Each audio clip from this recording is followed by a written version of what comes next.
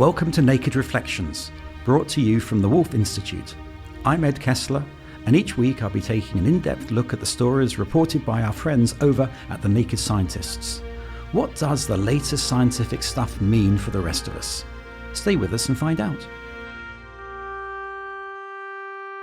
Hello and welcome to Naked Reflections. Until one is committed, there is hesitancy, the chance to draw back, always ineffectiveness. The moment one definitely commits oneself, then providence moves too. A whole stream of events issues from the decision, raising in one's favour all manner of unforeseen incidents and even material assistance, which no one could have dreamed would have been possible. Boldness has genius, power, and magic in it. That veritable call to arms comes from the great German poet Goethe. Born into a German nobility and blessed with a huge dose of literary genius, it's perhaps not surprising he believed in the power of positive thinking.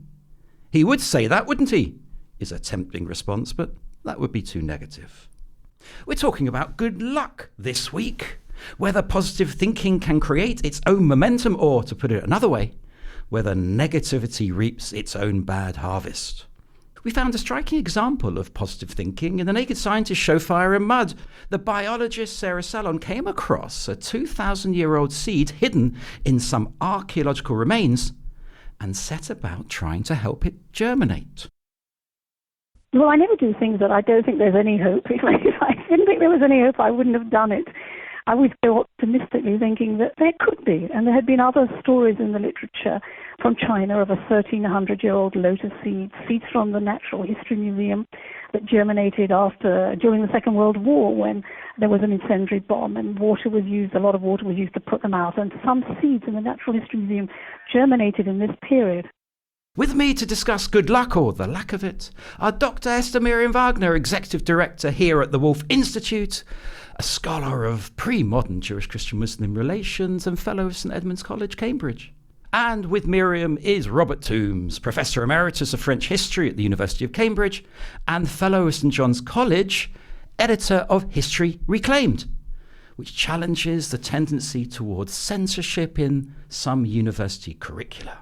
If Sarah Salon had not had hope that the Methuselah seeding might sprout, she wouldn't have done the experiment and the discovery would not have been made. Is that an example of what we're talking about, Miriam? Ed, when you speak or when you give presentations, you always start with a joke. So I want to start with a joke as well. I hope I haven't pinched that one from you. No, go for it. So there's a religious man who feels down on his luck and he prays to God every night. And he says, I really, really want to win the lottery. Please, God, let me win the lottery. And he doesn't win the lottery, and he keeps on praying, and he keeps on asking, please, God, let me win the lottery. And there's no luck, he doesn't win. And one day he really feels down on his luck, and he says, please, God, please, I beg you, please let me win the lottery.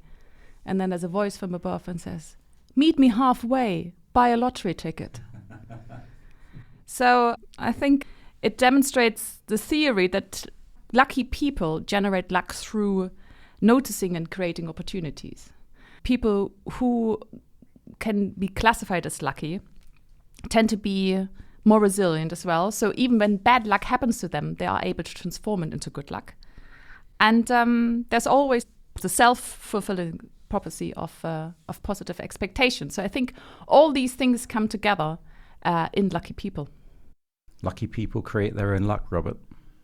They do, I think. And can I start with a joke too, which is my favourite lucky joke? I think it was Frederick the Great, or some of your listeners may say it was Napoleon, who on parade one day pinned a medal on the wrong general. And one of his aides said to him, Your Majesty, that wasn't the man who was supposed to get the medal. And Frederick the Great answered, never mind, I like lucky generals. So luck is, yes, it's about being in the right place at the right time, I think, and taking opportunities. It's often bold. But I sometimes wonder, or at least I admit I hadn't wondered till this podcast, whether luck is something that we impose retrospectively on events. I'm not sure I can avoid this awful example, but I have been thinking about people in concentration camps, death camps, and you read about the survivors, and often you think how lucky they were because they were the one person out of 1,000 who survived. And sometimes it's because they took a chance. Some SS man says, "Who can repair boots here?" And so someone sticks his hand up and says, "Me." And we think, gosh, wasn't that brilliant? So he couldn't really repair boots, but he said he could, and he somehow managed and he survived. But of course, we don't know about the people who said, "I can repair boots," and then immediately got shot. So is luck what we later recognize as such? People who take chances, people who take risks, we know about the ones who succeed. Perhaps we tend to forget about the ones whose choice is disastrous. And so we tend to think about luck when maybe it's just blind and random chance. There are studies that conduct experiments where we have lucky and unlucky people self-described. And then they look at the people who describe themselves as lucky, and they tend to be more extrovert. They smile more. They're more able to engage with others. And that creates, again, more opportunity. I mean, your example of a concentration camp is quite extreme. But I think we all know people who we at least have the impression that fate smiles upon them, right? They keep on winning the lottery. Whenever they happen to go buy a TV show, they win something. Good things continually happen to them. But at the same time, I always have the impression as well that these people also tend to be very positive towards others. They're more gracious. They're more outgoing and rewarding others with presents, with invitations to dinners, things like that. Well, you can make your own luck then. And I think you can also make your own bad luck by the same criterion. If you're a withdrawn person, a pessimist, you won't take the chances. You'll stand back, you'll hesitate, and so on. So I'm sure you're right about that. But going back to my example, we know about the people who succeed, we don't know about the people who failed. And although you might say, well, it's luck if you're an outgoing person, you have a certain amount of charm, you're willing to do things that other people want, and therefore you're often given opportunities. Is that really luck? Or is that not a consequence of a certain kind of personality which we might think is lucky? Well, it could be a positive or it could even be a negative. The people with the sharpest elbows may also appear to be lucky. The people who are not very scrupulous may also seem to be lucky. The ones who shove the others out of the way are also lucky. I think sometimes you can perceive that someone's lucky, but actually that's not necessarily how they perceive it. So, for example, you mentioned the concentration camps, and I know of a number of survivors who survived but then committed suicide. They couldn't cope with the fact they were lucky that they survived. So sometimes what we perceive to be good luck actually is not felt by that particular person, and there's also an element of revisionism about it. We create a myth, don't we, about good luck, and we can think of, the famous quote that you gave about lucky generals, but there's a danger of revisionism, which I think picks up on some of your work in terms of the question of what's appropriate, what's not, and this history reclaimed exercise. Something else I was thinking about, does being a historian tend to make you optimistic or pessimistic? And I think, at least for me, it perhaps tends to make me optimistic, at least in the sense that I don't believe there was some golden age in the past that we've now lost, which I think is a fairly common belief. Or general declinism, right? The fact that historians don't tend to believe in declinism. So when people believe that, it's this golden age idea, the idea that there was a good time in the past and now we're living sort of in this long era of decline. People saying, 50s and 60s was a golden age, everyone was happy, there was great economic prosperity, and ever since we're now in a long phase of decline. I mean, people sort of put their golden age on various, sort of pin them on various eras, I think. I mean, if you're talking about optimism, I have to share a joke with the listeners because I feel under pressure. This is my contribution to the humour of this podcast, and that's about optimism and pessimism. And it's about three friends who meet every afternoon for coffee in Jerusalem. And they look around them, they decide they're three pessimists. The world's a mess, the economy's in decline, there's trouble, there's violence, there's fighting, there's conflict. And one day, one of them turns around to the other two and says, "You know what, I've converted." I say, "What do you mean you've converted?" He said, "I've become an optimist." And they say, "How can you be an optimist with all this trouble around us and everything seems so bleak?"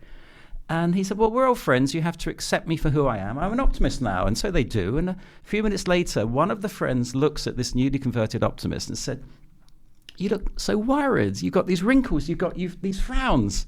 And he turned around and said, "You think it's easy to be an optimist?" And I think there's something to that, because good jokes, and listeners, you've had three, they tell a story. They have a meaning. And here there is this question about it's not easy to be the recipient of bad luck. It's not easy to be the recipient of good luck. And when humans come into it, of course, mathematicians who specialize in probability theory start by looking at the 50-50 outcome of tossing a coin, right? It seems obvious. It's just 50-50. But when humans get involved, the odds seem to change, don't they? And that's what we bring to it, that subjectivity, don't we? I remember 10 years ago, I read the study. They had the optimists and the pessimists, and the optimists actually performed better in dice, so they had like a better outcome in the way they diced. I have not been able to find this, so maybe this has been actually... Well, listeners, if you can find that piece of research, we would love to hear it. It's very bad that academics quote a piece of research, and then don't know where it comes from. I think research funded by casino owners. Yes, perhaps. Are we saying that looking on the bright side is delusional? Can I evade the question and say it may be necessary for us to look on the bright side, even if it's not all that bright? Otherwise, the alternative is a kind of despair and a generalized pessimism. I think one can see the results of collective pessimism, and they're not nice. I would say two present-day examples are Russia and America. Both countries, in a sense, are, you might say they really are in decline. They're not as powerful or as respected as they once were. And yet this feeling of collective pessimism brings to power people who are not the sort of people that we would think are going to change things for the good. So you have Putin in Russia, you had Trump, you may have Trump again in America.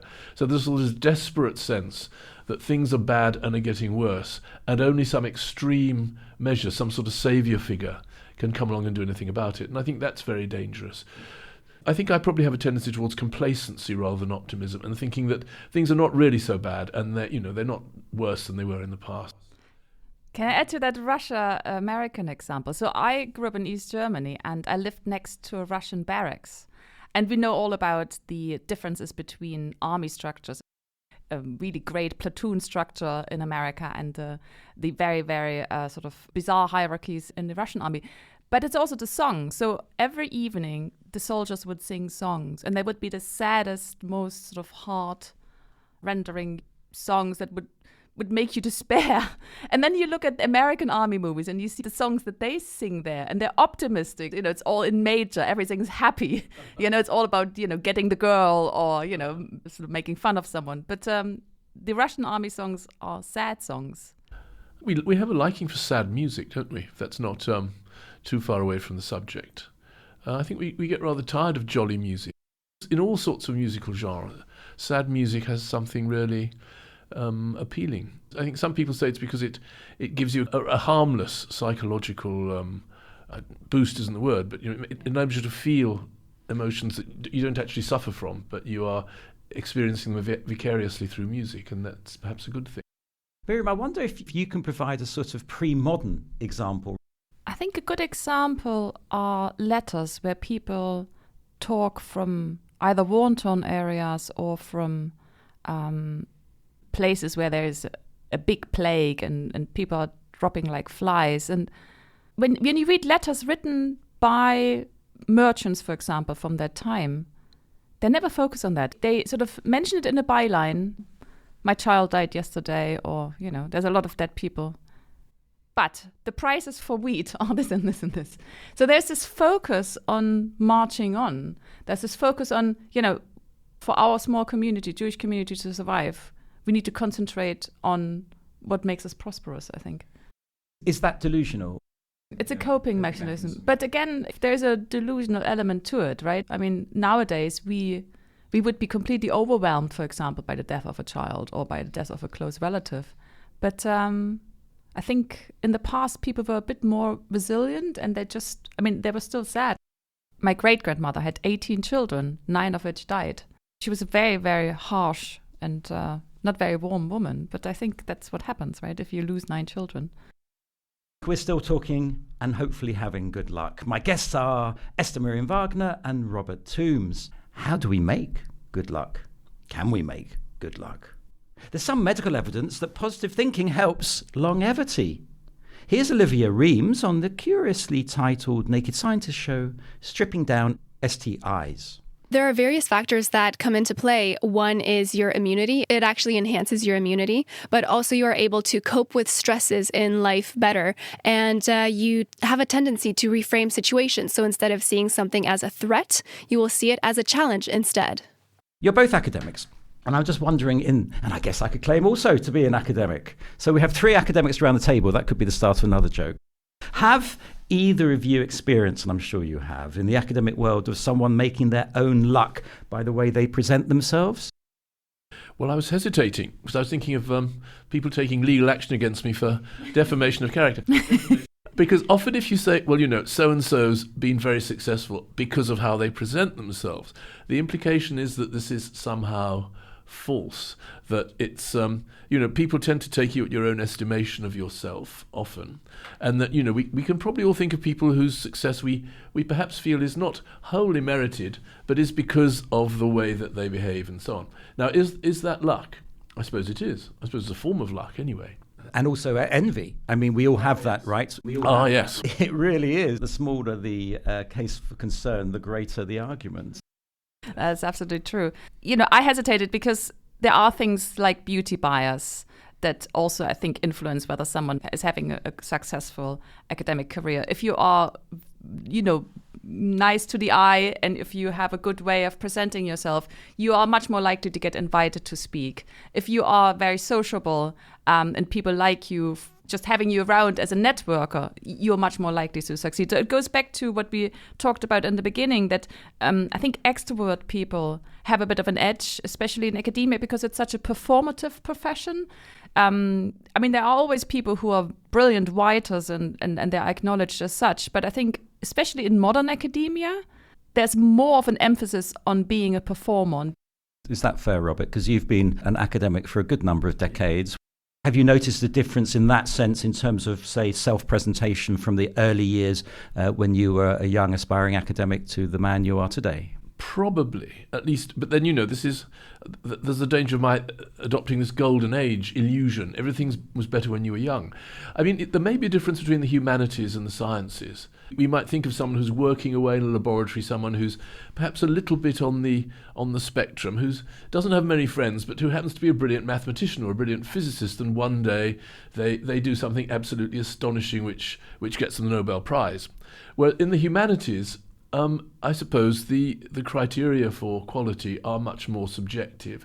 We probably do have a pretty good idea of who is doing the really important work, but a lot of work we do depends on its success on how people respond to it. It's no good saying, well, my dissertation on the Black Death is actually a lot better than the one won this prize or that sold 1 million copies, because that criterion doesn't really count. If you're discovering cures for diseases, then whether they work or not does count. But I suppose, isn't it partly, if this great dissertation or this great piece of research, whether it's science-based or in the humanities, was read at the right time by the right person, And that comes down to good luck.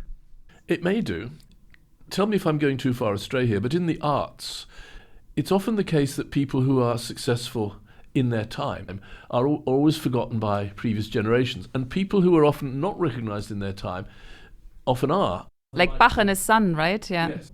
Well, Johann Sebastian Bach was supposed to have been completely forgotten, whereas his son became extremely famous and his music was played everywhere. And now I don't even know the son's name. That's fascinating, though. There is something to that. You're saying part of it is the romance of rediscovering the lost genius. But why is it that some people who are sort of big figures in their time disappear in the midst of time? Is it because they're perhaps not as big as we think at that particular moment? Is there the element of jealousy, or is it just bad luck? I think it also has to do with whether you actually manage to capture the zeitgeist. If you can bottle the zeitgeist in your work, in your art, in your music, in your writing, I think then you become the essence. But the zeitgeist is something that we can often only distill many, many decades later. So I think that's why sometimes you see these people emerging like Van Gogh. I was going to say almost the opposite of Miriam, but I think maybe we're saying the same thing and approaching it from an opposite direction. Because you were saying someone who bottles the zeitgeist becomes sort of eternally interesting. I was thinking that people may be brilliantly successful in their own time, but then a generation later, those issues, if you like, have passed away. And it's those people who somehow are not bound by their own time, who can have a very long-term influence or can be rediscovered later. You won't be surprised if I bring up the religious dimension at this moment, because of course there are some of these biblical figures who we know very little about, but somehow the followers have kept up their relevance, and even if they're bringing something of their own into it, these figures, they're contemporary, whether it's Jesus or whether it's Moses or whether it's Muhammad or whomever. Some of the Indian gods, of course, there's a relevance there, even though we know so little about them. Why is that? There's some sort of universal story to them, right? They create a universal paradigm that people keep on being able to relate to. And I think that's, again, it's exactly sort of corresponding to what you just said, Robert. If we've sort of agreed that luck is partly about optimism, I suppose, is optimism another word for what we think of as hope in the religious sense? If you can continue to hope in the midst of adversity, that's to say you're retaining a resilience. These are the sort of words that we've talked about which in a sense are more modern than hope. But is that what it is? It's hope. Religion can give you hope. I think it is. I think there is that dimension, because religion is, for the most part, providing an optimistic outlook. There is some hope. Even having terrible suffering at the end of times, there is some hope. You also transcend the individual story and you become more of part of the collective, right? And the collective will triumph. That's right. Well, there's the individual and there's the community. That's absolutely right. But where are you going with that, Robert? If a religion is to provide you with hope, it has to provide you with in some ways, in control of your own destiny. And it occurred to me that predestination, the Protestant idea of predestination, gave you either invincible hope, because you could say, I'm one of the saved, or, of course, it gave you the absolute opposite. And there are 17th century cases of people committing suicide because they couldn't stand the thought of not being one of the elect. So does a religion that gives you hope have to be one that does, in fact, enable you to control, to some extent, your eternal destiny? I think predestination is an absolutely fascinating issue in this whole question on the role and the contribution of religion, because for me personally, I'm a worried optimist. I relate to the joke I told earlier. I see no other way than to have some kind of optimism. I remember speaking to Rowan Williams about this. I was struggling many years ago. He was then Archbishop of Canterbury. I said, I'm really sorry to come and see you about this, because I'm struggling with 8 staff and you've got 80 million Anglicans at your throat. But what advice do you have for those of us who are struggling at any particular moment? And he said something very profound, which is there's a certain point we just have to let it go. You have to put that worry, as he put it, into the palms of God. In a sense, brings us back to the subject of luck. Because part of luck is being willing to give up control, to say, okay, we'll try this. What a religious person would consider putting it into the hands of God, an irreligious person might say putting it into the hands of chance or fate. So now the assumption is, or the implication is, that luck is God. It's a bit further than I was willing to go, but yes, I can absolutely see how one could take that view. Miriam, in the medieval period, plenty of the manuscripts that you would have studied, they would be deemed as superstitious. There would be magic within them. Presumably, the author or the person who's receiving that document will benefit from some form of good luck. I mean, there's definitely a lot of magic around, and a lot of religious people dabble in magic. I think there is, at least in the Abrahamic religions, there is still the perception that a lucky person is someone who's blessed by God. Luck doesn't come from the devil. It's witchcraft. No, I don't think it's witchcraft. I mean, of course, if you're too lucky, there may be periods where you may be accused of being a witch. Doesn't the book of Job, doesn't it challenge that? You're down on your luck. All these terrible things are happening to you, but yet the implication of the story is Job still believed. Yeah, but that's what makes his story so great. He doesn't lose faith, even though he's so down on his luck, right? And that makes him the ultimate believer, someone who believes that, in due course, there will be a reward given.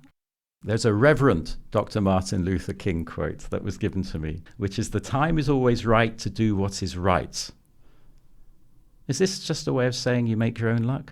Is luck connected with a moral choice? I think maybe not. At least much of what we associate with luck is maybe to do with selfish benefits. I think that doing what is right may well not bring you any reward. It may do the very opposite. And I guess often we have the idea of doing right as something that is not in our interest. Otherwise, it wouldn't really be doing right. It would just be doing what is in our interest. So I think probably luck is not a moral element. Or are we now going round in circles? Because you were suggesting a few minutes ago that luck may have a divine element, or at least it may be a way of approaching the divine.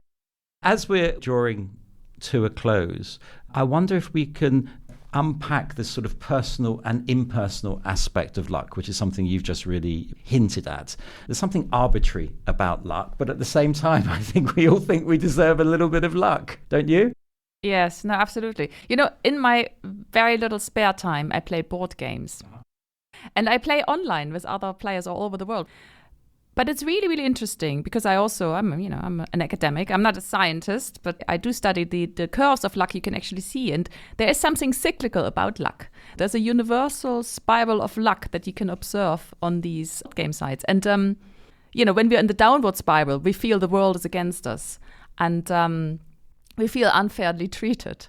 And then when actually the upward spiral comes, we actually feel, we're entitled to this. This is what I should really be getting. This, of course, can be drawn much, much wider. You know, people who are having good luck, they're feeling that this is normality and this is something that they deserve. Whereas when bad things happen to them, then they feel that the world is stacked against them.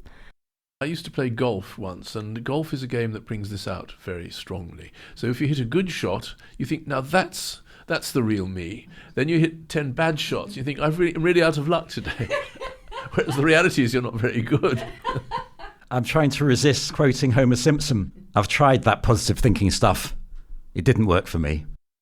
That's all we've got time for this week. Thanks to my guests, Esther Miriam Wagner and Robert Toombs, and thanks to you for listening.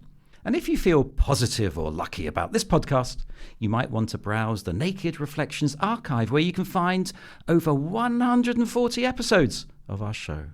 And do check out other podcasts from the Woolf Institute or from our friends at the Naked Scientists. I'll be back next week with some more guests.